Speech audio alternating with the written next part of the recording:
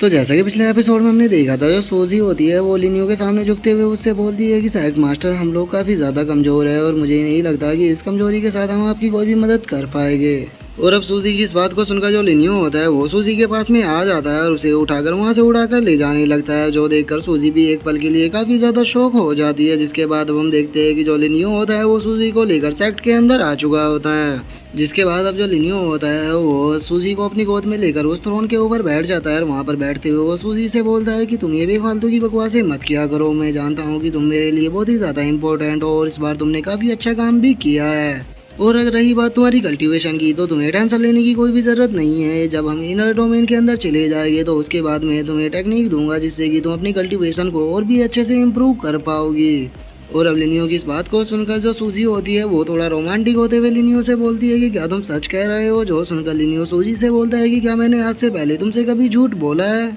जो सुनकर अब जो सूजी होती है वो भी लिनियो के चेस्ट के ऊपर अपने सर को रख लेती है और जो लिनियो होता है वो सूजी से बोलता है कि अब सब कुछ प्रिपेयर हो चुका है, तो कल हम अपने पूरे लोकी सेट के साथ में इनर डोमेन के अंदर जाएंगे। जो सुनकर जो सूजी होती है उसे कोई चीज़ याद आती है और वो लिनियो से बोलती है कि मास्टर लिनियो वे दोनों लोग अभी भी आपका इंतजार कर रहे हैं। जो सुनकर जो लिनियो होता है वो सूजी से बोलता है कि तुम्हें उन लोगों की टेंशन लेने की कोई भी ज़रूरत नहीं है, मैं कल यहाँ से निकलने से पहले उन लोगों से मिल लूँगा। जो सुनकर अब जो सूजी होती है वो थोड़ा रोमांटिक सा फेस बनाते हुए लिनियो से बोलती है कि तो फिर अब हमें क्या कहना चाहिए। जो सुनकर लिनियो भी सूजी से बोलता है कि जो तुम कहना चाहती हो। और इतना बोलते के साथ ही अब हम देखते हैं कि उन दोनों में रोमांस होना शुरू हो जाता है। जिसके बाद अब हमारा जो व्यू होता है वो रात पर आ जाता है, जहाँ पर कि हम देखते हैं कि जो लिनियो होता है वो थोड़ा थका हुआ लग रहा होता है और वो अपने मन में सोचता है कि दिन तो काफी जल्दी बीत गया। और लिनियो के अब इतना बोलते के साथ ही हम देखते हैं कि जो एमिंग होती है वो लिनियो के ऊपर अटैक करने के लिए आ जाती है। और गाइस मैं आपको बता दूं कि एमिंग वही लड़की है जिसने कि एपिसोड 33 के अंदर हमें लड़की पटाने की टेक्निक को बताया था।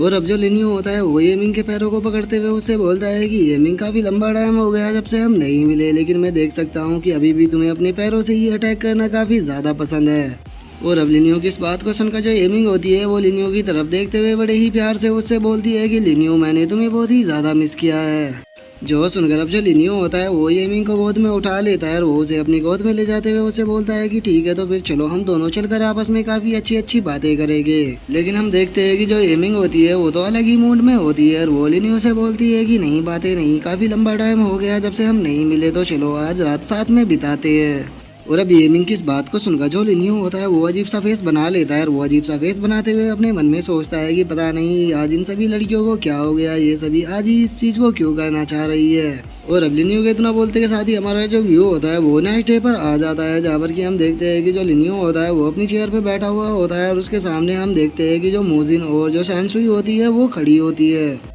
जिसके बाद अब जो लिनियो होता है वो उन दोनों को देखते हुए उन दोनों से बोलता है कि मैं नहीं जानता कि आखिर आप दोनों सेक्ट मास्टर यहाँ पर मुझसे मिलने के लिए क्यों आए हो।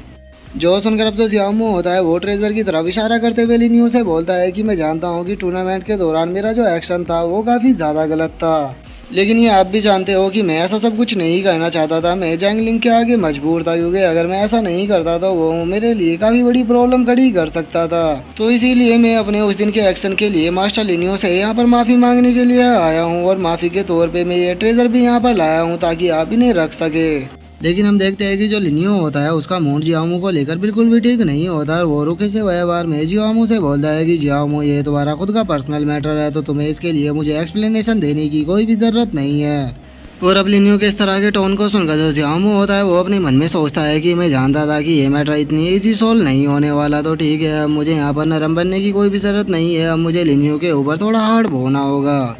और अब इतना सोचकर जो जियामू होता है वो लिनियो के ऊपर चिल्लाते हुए उससे बोलता है कि टैंग जिन और जो जैंगलिंग है वे दोनों एक दूसरे से प्यार करते हैं, इसीलिए वे दोनों एक दूसरे से शादी करना चाहते हैं और मैं यहाँ पर इसीलिए आया हूँ कि आप उन दोनों से दूर रहे, क्योंकि मैं नहीं चाहता कि जो टैंग जिन है उसे तुम्हारे कारण सफर करना पड़े। और अब जियामू को इस तरह से चिल्लाता हुआ देखकर जो सेंसुई होती है वो जियामू से बोलती है कि जियामू तुम्हें मास्टर लिनियो के सामने थोड़ा तमीज से पेश आना चाहिए, क्योंकि वे मास्टर लिनियो ही है जिनके कारण टैंग जिन उस टूर्नामेंट को जीत पाई थी। और मुझे तो समझ में ये नहीं आ रहा कि आखिर जैंगलिंग को मास्टर लिनियो से क्या प्रॉब्लम है, क्योंकि मास्टर लिनियो ने ही तो जो टैंग जिन है उसे एम्परर डिसेंडेंट बैटल जिताई थी, तो फिर वे क्यों मास्टर लिनियो को टारगेट कर रहे हैं। और अब सैनसुई को बीच में इंटरफेयर करता हुआ देखकर जो जियामू होता है वो चिल्लाते हुए सैनसुई से बोलता है कि सैनसुई ये मेरे और मास्टर लिनियो के बीच का मैटर है, तो मैं नहीं चाहता कि तुम बीच में इंटरफेयर करो। और मैं यहाँ पर बस एक ही चीज को चाहता हूँ कि जो साइड मास्टर लिन्यू है वो टैंगजिन और जो जैंगलिंग है उनके रिलेशनशिप के बीच में कोई भी इंटरफेयर ना करे। और अब हम देखते हैं कि जो लिन्यू होता है उसे जियाओमू की ऐसी टोन को देखकर बहुत ही ज्यादा गुस्सा आ चुका होता है और वो गुस्से में जियाओमू से बोलता है, ओए ओल्ड मैन, क्या तुम्हारा यहाँ पर हो गया? अगर तुम्हारा यहाँ पर हो गया तो तुम यहाँ से दफा हो सकते हो, क्योंकि तुम्हारी इतनी औकात नहीं है कि तुम मुझे बता सको कि मुझे क्या करना है या क्या नहीं। तुम्हारे लिए सही यही होगा कि तुम चुपचाप यहाँ से निकल जाओ, क्योंकि अगर एक बार और तुमने मेरे सामने इस तरह से चिल्लाने की कोशिश की तो मैं तुम्हारे सर को ही तुम्हारे धड़ से अलग कर दूंगा। जो सुनकर अब हम देखते हैं कि जो जियाओमू होता है वो वहाँ से जाने लगता है और वो जाते हुए बोलता है कि ठीक है, अगर आप यही चाहते हो तो मैं यहाँ से जा रहा हूँ। जो देखकर जो लिन्यू होता है वो जियाओमू से बोलता है कि दोबारा यहाँ पर मुझे मत दिख जाना।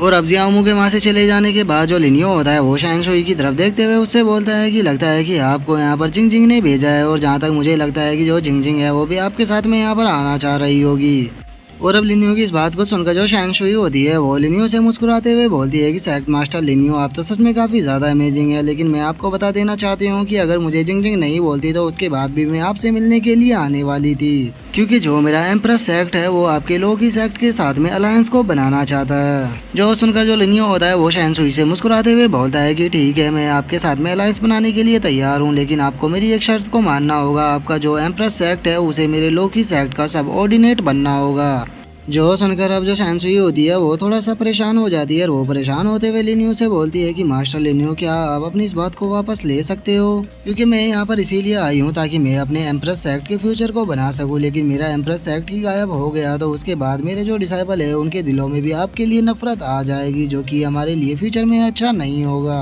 जो सुनकर अब जो लिन्यू होता है वो शैंग शुई से बोलता है कि ठीक है, मैं तुम्हारी बात को समझ गया। तुम चाहती हो कि जो है न्यू प्लेस है वो दोबारा से वैसा ही हो जाए जैसा कि वो पास्ट में हुआ करता था। ठीक है, मैं तुम्हारी इस चीज में पूरी मदद करूंगा और आज से तुम एम्प्रेस सेक्ट की हेड और जो हमारा लियो की सेक्ट है इसकी 13 एल्डर होगी। तो बताओ ये कैसा रहेगा? जो सुनकर अब जो शैंग शुई होती है वो भी काफी ज्यादा खुश हो जाती है और वो खुश होते हुए लिन्यू से बोलती है कि मास्टर लिन्यू, मैं आपकी इस शर्त के लिए तैयार हूँ। जो सुनकर अब जो लिन्यू होता है वो शैंग शुई से बोलता है कि शैंग शुई, मैं इनर गैलेक्सी के अंदर जा रहा हूँ, तो क्या तुम भी मेरे साथ में चलना चाहोगी? जो सुनकर जो शैंग शुई होती है वो लिन्यू से बोलती है कि मेरे एम्प्रेस सेक्ट ने आपके साथ में अलायंस को बना लिया है, तो फिर मैं आपके साथ में जरूर जाऊंगी, लेकिन मैं जानना चाहती हूँ कि आप कब जाओगे? जो सुनकर जो लिन्यू होता है वो शैंग शुई से बोलता है कि हम आज रात ही निकल रहे हैं, तो इसीलिए तुम्हें जो कुछ भी प्रिपेयर करना है तुम जाकर प्रिपेयर कर सकती हो। जो सुनकर अब जो शैंग शुई होती है वो भी ठीक है बोलकर वहाँ से निकल जाती है। जिसके बाद हम लिन्यू को देखते हैं जो कि सूजी के पास में आ चुका होता है और वो सूजी को बताता है कि